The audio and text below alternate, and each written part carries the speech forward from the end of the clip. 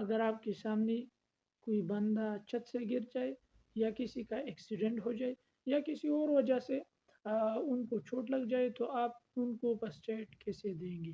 تو آئیے جانتے ہیں اس ویڈیو میں فرسٹ ایڈ دینے کا طریقہ۔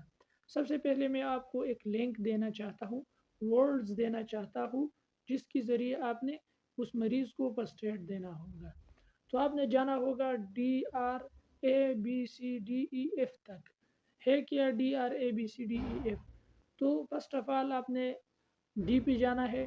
ڈی کا مطلب ڈینجر آبزرو کرنا۔ اگر آپ نے کسی بندے کو فرسٹ ایڈ دینا ہوگا تو فرسٹ آف آل آپ نے ڈینجر آبزرو کرنا ہوگا۔ ڈینجر آبزرو کرنے کا مطلب کیا ہے کہ اگر آپ نے کسی بندے کو بچانا ہے، فرض کر ایک بندہ ہے وہ آگ نے اس کو لپیٹا ہے، تو اگر آپ ان کو فرسٹ ایڈ دیں گے تو سب سے پہلے آپ نے یہ چیز ڈسکور کرنا ہوگا کہ اگر میں اس بندی کی مدد کرنا چاہتا ہوں تو کیا اس کی وجہ سے میری جان کو کوئی مسئلہ تو نہیں ہو رہا۔ مطلب یہ کہ اگر آپ نے کسی بندے کو آگ سے بچانا ہے تو آگ کے اندر جانے تک آپ کے جسم کو تو کوئی مسئلہ نہیں پیدا ہو سکتا۔ پھر آپ نے جانا ہوگا ریسپانس پہ، DR۔ آر کا مطلب ریسپانس۔ ریسپانس کا مطلب ہے کہ اگر آپ جس بندے کو فرسٹ ایڈ دینا چاہتے ہو تو وہ بندہ زندہ بھی ہے یا نہیں۔ تو سب سے پہلے آپ نے ریسپانس کو چیک کرنا ہوگا کہ یہ بندہ ریسپانس دے رہا ہے یا نہیں۔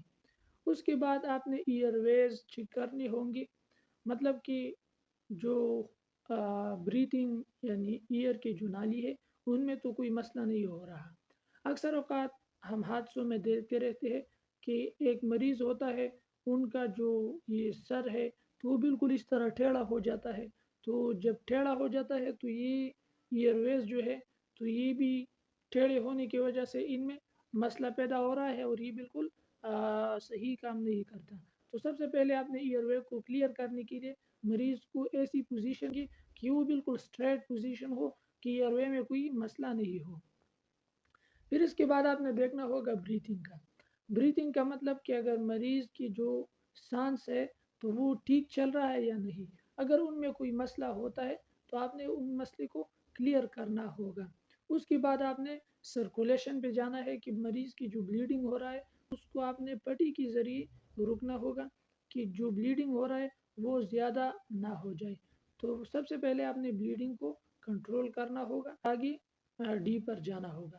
ڈی کا مطلب ڈس ایبلٹی یا ڈرگز بھی آپ لے سکتے ہیں۔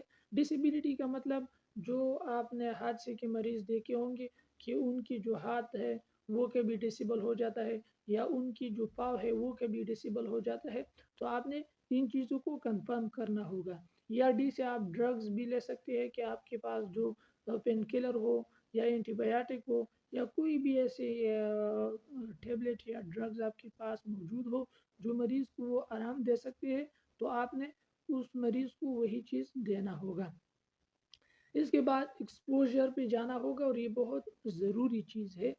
ہمارے جو استاد ہے وہ بتا رہا تھا کہ ایک دن میں نے ایک مریض کو سٹچ لگانے تھے تو میں نے ان کی سٹچ کی اور ان کے بڑے بڑے بال تھے، تو جب بھی میں نے ان کی سٹچ مکمل کی تو پھر بھی ان سے خون جا رہا تھا، تو میں نے ان کی اس جگہ پر سٹچ کیے تھے۔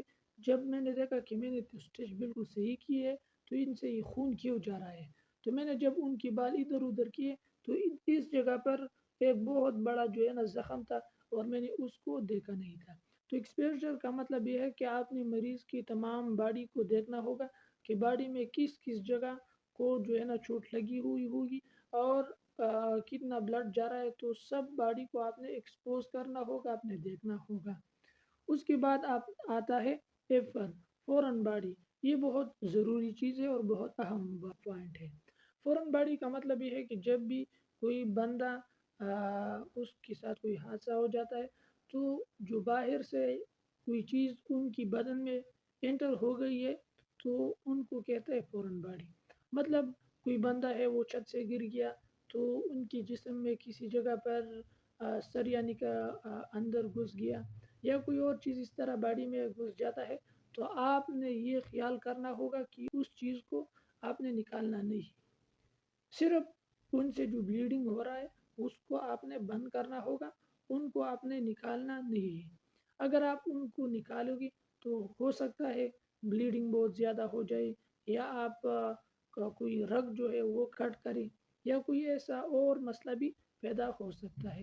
تو آپ نے فوراً باڈی کو نکالنا نہیں، بلکہ ان کی جو بلیڈنگ ہے ان کو روکنا ہوگا، اور آپ نے جلد از جلد ان کو اسپتال یا کسی ابھی صحت کی سینٹر میں آپ نے ان کو پہنچانا ہوگا۔ تو یہ تھے فرسٹ ایڈ کے بارے میں کچھ اہم معلومات۔